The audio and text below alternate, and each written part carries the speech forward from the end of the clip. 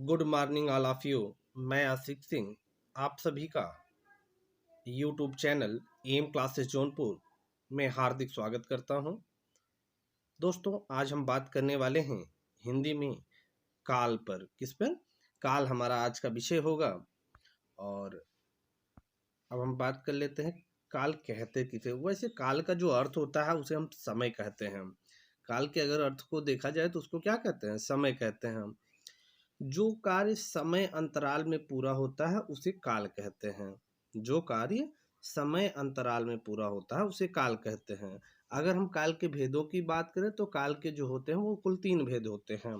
एक आपका वर्तमान काल होता है, दूसरा आपका भूतकाल होता है और तीसरा आपका भविष्य काल होता है। वैसे तो आप समझ रहे हैं, इंग्लिश में इसे प्रेजेंट, पास्ट और फ्यूचर कहा जाता है। अब हम सबसे पहले बात कर लेते हैं वर्तमान काल की। जो कार्य वर्तमान काल में घटित होने का संकेत दे रहा हो उसे वर्तमान काल कहा जाता है। यानी आधुनिक समय में जो कार्य घटित हो रहे हो, वर्तमान में जो घटित हो रहे हो, उसे आप क्या कहते हैं? फिर वर्तमान काल कहते हैं। वर्तमान काल के भेदों की अगर हम बात करें तो वर्तमान काल में कुल 5 भेद होते हैं। पहला जो होता है वह आपका होता है सामान्य वर्तमान काल, दूसरा पूर्ण वर्तमान काल, तीसरा अपूर्ण अथवा तात्कालिक वर्तमान काल, चौथा संदिग्ध वर्तमान काल और पांचवें वर्तमान काल की बात करें तो संभाव्य वर्तमान काल होता है। सबसे पहले बात कर लेते हैं कि सामान्य वर्तमान काल किसे कहा जाता है। जहां कोई कार्य सामान्य ढंग से वर्तमान में होता दिखाई दे उसे सामान्य वर्तमान काल कहते हैं। जैसे अध्यापक पढ़ाता है, बच्चे पढ़ते हैं, सीता काम करती है। तो ये सारी चीजें आपको देख रहे हो वर्तमान काल में होते हुए नजर आ रहे हैं, तो इसे वर्तमान काल कहेंगे। दूसरा बात करें तो पूर्ण वर्तमान काल होता है, जहां पर वर्तमान काल का कोई कार्य पूरा होते हुए प्रतीत हो अथवा पूरा हुआ हो, वहां वर्तमान काल होता है। जैसे हमने स्नान कर लिया, हमने भोजन कर लिया। मतलब जहां पे ये आभास हो रहा है कि पूरा हो चुका है तो उसे क्या कहेंगे? पूर्ण वर्तमान काल। ठीक है ना।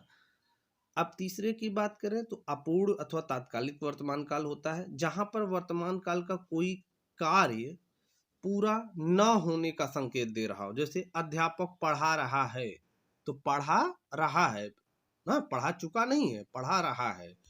छात्र पढ़ रहे हैं, छात्र पढ़ रहे हैं। तो इस प्रकार से इसे हम क्या कहेंगे? अपूर्ण तात्कालिक वर्तमान काल कहेंगे। अगर चौथे की बात करें तो संदिग्ध वर्तमान काल होता है, जहां पर वर्तमान काल का कोई कार्य पूरा होने में संदेह हो, मतलब संदेह हो, उसे आप क्या कहेंगे? संदिग्ध वर्तमान काल। जैसे माताजी रसोई में खाना पकाती होंगी, आप तैयारी करते होंगे। मतलब कंफर्म नहीं हो रहा है ना, संदेह हो रहा है, तो इसे आप संदिग्ध वर्तमान काल कहेंगे।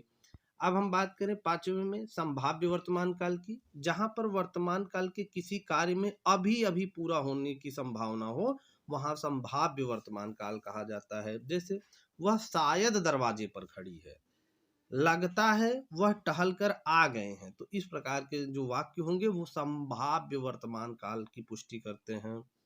अब हम बात कर लेते हैं वर्तमान काल के बाद दूसरे काल की, जो आपका भूतकाल है, जहां पर कोई कार्य बीते समय में पूरा होने का संकेत दे रहा हो उसे हम भूतकाल कहते हैं। जैसे बच्चा चारपाई पर सो गया, मतलब सो गया, ठीक है, हो चुका है, बीत चुका है। भूतकाल के जो होते हैं वो कुल 6 भेद होते हैं। पहला सामान्य भूतकाल, दूसरा पूर्ण भूतकाल और तीसरा आसन्न भूतकाल, चौथा अपूर्ण भूतकाल, पांचवा संदिग्ध भूतकाल और छठवां हेतु हेतु मद भूतकाल।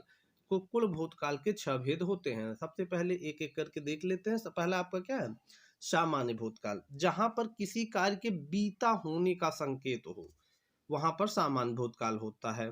जैसे नौकर चला गया, उसने अपना होमवर्क पूरा कर लिया, ठीक है ना, तो ये क्या है? सामान्य भूतकाल है। पूर्ण भूतकाल क्या होता है? जहां पर भूतकाल का कोई कार्य बहुत पहले बीत चुका हो, हाँ, उसे हम क्या कहेंगे? फिर पूर्ण भूतकाल कहेंगे। जैसे 15 अगस्त 1947 को देश आजाद हुआ था, तो ये बहुत पहले की बात हो गई ना, तो इसी को क्या कहेंगे?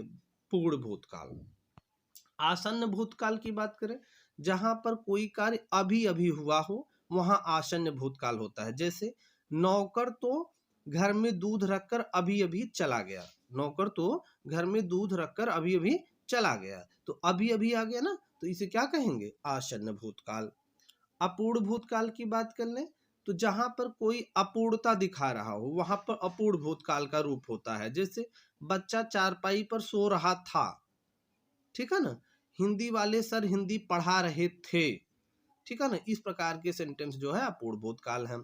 संदिग्ध भूतकाल की बात करें, जहां पर किसी कार्य के पूरा होने की संदिग्धता हो वहां पर संदिग्ध भूतकाल होता है। जैसे छात्र संभवतः, क्या लग गया, संभवतः कमरे में अपना कार्य पूरा कर रहा था।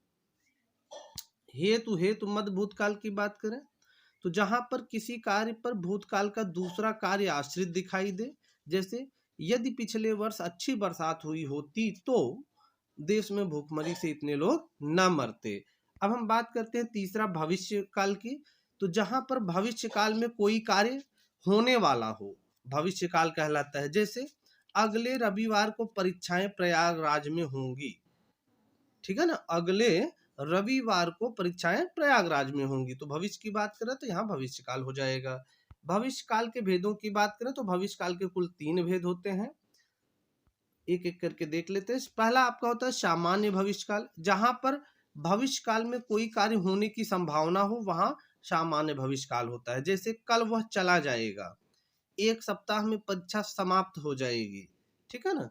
दूसरा अगर देखें संदिग्ध भविष्य काल होता है, जहां पर भविष्य काल में किसी कार्य के होने की संभावना हो। जैसे लगता है कि 1 वर्ष में आप नौकरी पा जाओगे, ठीक है ना, शायद अध्यापक चले गए होंगे, तो यहाँ पे क्या है, संभावना व्यक्त की जा रही है, तो संदिग्ध भविष्य काल हो जाएगा। अब हम बात कर लेते हैं हेतु हेतु मद भविष्य काल की, तीसरा जो है, जहां पर भविष्य काल की किसी बात पर भविष्य की दूसरी बात निर्भर हो, किसी एक बात पर दूसरी बात क्या हो, निर्भर हो। जैसे यदि आप लोग अधिकारी बन जाएंगे तो आप लोगों का सम्मान बढ़ जाएगा, यानी अधिकारी बन जाएंगे तो आपका सम्मान बढ़ जाएगा। अब कुछ महत्वपूर्ण प्रश्न उत्तर की बात कर लेते हैं जो काल से संबंधित है। जैसे वह गया होगा, इस वाक्य में वर्तमान काल का कौन सा भेद है। वह गया होगा इस वाक्य में वर्तमान काल का कौन सा भेद है, तो होगा ना, संदिग्ध हो गया, ठीक है ना, तो संदिग्ध वर्तमान काल होगा। कौन सा होगा, संदिग्ध वर्तमान काल आपका सही आंसर हो जाएगा।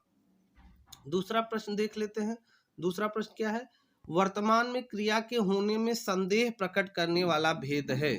तो जहां संदेह की बात आ जाए वहां क्या हो जाएगा, संदिग्ध, क्या हो जाएगा, संदिग्ध वर्तमान काल यहाँ भी हो जाएगा। अब तीसरे प्रश्न की बात करें, क्रिया की निरंतरता, क्रिया की निरंतरता को सूचित करने वाला वर्तमान है। तो क्रिया की निरंतरता को जो क्या करता हो, सूचित करता हो, उसे तात्कालिक वर्तमान काल कहते हैं या अपूर्ण वर्तमान काल भी कहते हैं। क्या कहते हैं, अपूर्ण अथवा तात्कालिक वर्तमान काल, ठीक है। अब हम चौथे प्रश्न की बात करें, निकट भूत में कार्य व्यापार की संपन्नता का सूचक है। निकट भूत में कार्य व्यापार की संपन्नता का सूचक जो होगा वह आपका क्या हो जाएगा, आसन्न भूतकाल। कौन सा, आसन्न भूतकाल हो जाएगा सही आंसर आपका। नेक्स्ट प्रश्न की बात करें, भविष्य में किसी कार्य की संभावना प्रकट करने वाली क्रिया को कहते हैं। तो किसी कार्य की संभावना को प्रकट करने वाली क्रिया को भविष्य में क्या कहा जाता है, हेतु हेतु मद भविष्य काल कहा जाता है। क्या कहा जाता है, हेतु हेतु मद भविष्य काल कहा जाता है।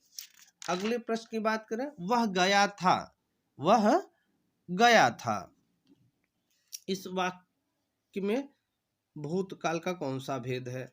तो भाई सामान्य भूतकाल है, आप देख रहे हैं कौन सा भूतकाल है, सामान्य भूतकाल। अगले प्रश्न की बात करें, मैं खाना खा चुका हूं, इस वाक्य में भूतकाल का कौन सा भेद है। मैं खाना खा चुका हूं, इस वाक्य में कौन सा भेद है। तो भाई खा चुका हूं तो पूर्ण हो गया है ना, तो पूर्ण भूतकाल हो जाएगा। भूतकाल के भेद हैं, तो भूतकाल में कुल भेदों की संख्या कितनी होती है, 6 होती है। भूतकाल में कुल भेदों की संख्या कितनी होती है, 6 होती है। इस प्रकार से आज की जो क्लास थी वह हिंदी में काल पर आधारित थी।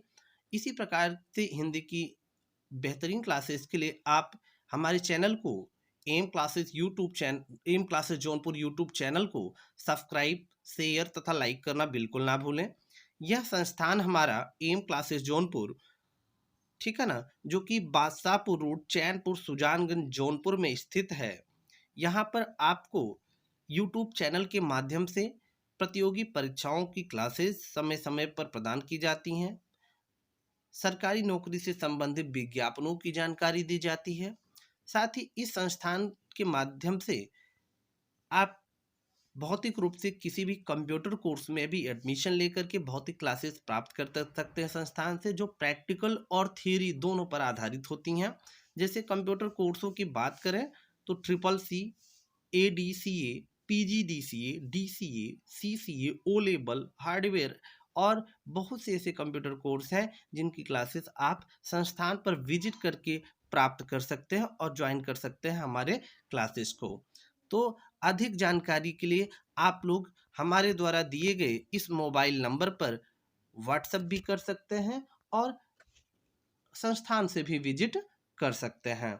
वीडियो देखने के लिए आप सभी छात्र छात्राओं का, आप सभी दोस्तों मित्रों का धन्यवाद।